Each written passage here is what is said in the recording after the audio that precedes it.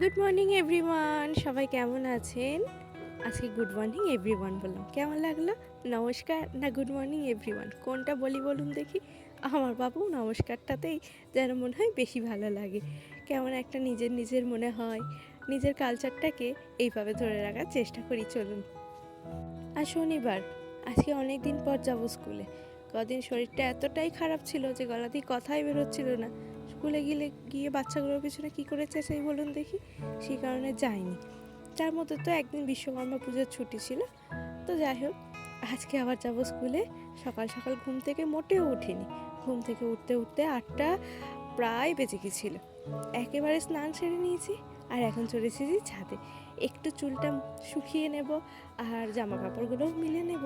আর সকালে এখনও সেইভাবে রোদ্দুর ওঠেনি, তাই ওয়েদারটা খুব সুন্দর লাগছে। একটু পায়চারি করব ছাদে।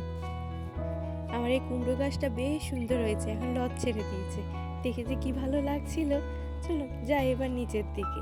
নিচে গিয়ে দেখি মা কি রান্না বান্না করলো। এখানে তো আর রান্নাবান্না কী হলো না হলো সেসব দিকে আমাকে খুব একটা দেখতে হয় না, কিন্তু ওই রাতের দিকে কিছু স্পেশাল করলে সেটা আমিই করি। আমার ভীষণ ভালো লাগে। আর ওই সকালের ডাল ভাত করতে আমার খুব একটা বেশি ভালো লাগে না, ওটা মাই করে নেয়। সকালবেলায় যে 9টার সময় ওষুধটা ছিল সেটা খেতে মনে পড়লো 15 মিনিট পরে। এখন যত শরীরটা বেশি খারাপ হচ্ছে ততই যেন আমার ওষুধ খাওয়ার দিন সময় সব ভুলে যাচ্ছি। এরপর আবার আছে একটা 10টার সময় ওষুধ, সেটাও খেয়েছি বেশ অনেকটা পরে। এখন স্কুলের টিফিনটা গুছিয়ে নিচ্ছি। ছোট থেকে এটাই ছিল একটা জীবনের বিরাট একটা আকর্ষণ, যে মা আজকে কি টিফিন দেবে। টিফিনের সময় হলেই সবাই সবার টিফিনের দিকে তাকাতাম, কে কী টিফিন এনেছে। তারপর সবাই টিফিন কৌটোর ঢাকনার মধ্যে ভাগের ভাগ সবাইকে দিয়ে গল্প করতে করতে খেয়ে নিতাম। সেই দিনগুলো আজ যে কোথায় গেল একদমই খুঁজে পাই না। সেই দিনগুলোই যেন বেশ ভালো ছিল। আগের দিন বাপি যে মোচাটা কেটে এনেছিল, একটা বড় মোচা আপনাদের দেখিয়েছিল, সেই মোটাটাই আজকে রান্না হচ্ছে। অতটা মোচা রান্না হয়নি, মা কেটে সেদ্ধ করে রেখে দিয়েছে। আজকে খানিকটা রান্না হচ্ছে, আবার পরে আবার বাকিটুকু রান্না হবে। আর একটু নারকেল ছিল, সেই নারকেলটাকেও ঘিয়ে ভেজে দিয়ে দিল। নারকেল, তার উপর গাছের মোচা, তার উপরে ঘি, ভাবা যায় কি দুর্দান্ত কম্বিনেশন। ভাত খেতে অপূর্ব লেগেছিল। মায়েরও এদিকে রান্না বান্না সব শেষ, মোচাটা নামালেই হয়ে যাবে। আর তারপর আমি বসে পড়েছি এখন খেতে। এটা হচ্ছে আমাদের ঘরের চালের ভাত, সেই কারণে একটু একটা দুটো কালো মাছি থাকে, ও আমরা ইগনোর করে জাস্ট ফেলে দিয়ে খেয়ে নিই। তো চলুন খাওয়া দাওয়া করে নিই।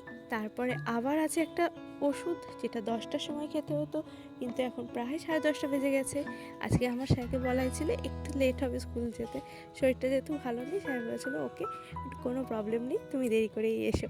তো একটু দেরি হয়ে গেছিলো। তো চলুন এবার বেরিয়ে পড়ি স্কুলের উদ্দেশ্যে। সবাই ভালো থাকবেন, সুস্থ থাকবেন। আমার ব্লগটা কেমন লাগলো অবশ্যই জানাবেন। আর হ্যাঁ, আপনাদের একটা মূল্যবান মতামত আমাকে অনেকটা মনের জোর দেয়। প্লিজ কমেন্ট করে জানাবেন। আজকের মতন আসি, দেখা হবে আবার একটা নতুন ব্লগে। ততক্ষণ পর্যন্ত সবাই ভালো থাকবেন, সুস্থ থাকবেন, আর আমার এই ছোট্ট চ্যানেলটার পাশে থাকবেন। স্কুলে যে লাল কুমড়ো গাছগুলো বসিয়েছিল সেগুলো আজকে দেখছি বেশ সুন্দর হয়েছে, কিন্তু দুঃখের বিষয় হলো ব্লগের এডিটটা যেদিন আমি করছি সেই দিন সকালেই স্কুলে গিয়ে দেখি এই সমস্ত গাছ ছাগলে একদম খেয়ে নিয়েছে। জালের ভেতর দিয়ে ঢুকে সব গাছ খেয়ে দিয়েছে। তাই মনটা খুব খারাপ। ব্লগটা যখন এডিট করছি দেখে ভাবছি গাছগুলো যদি থাকতো তাহলে কি সুন্দরই না চালে উঠতো, বেশ সুন্দর ফলন হতো।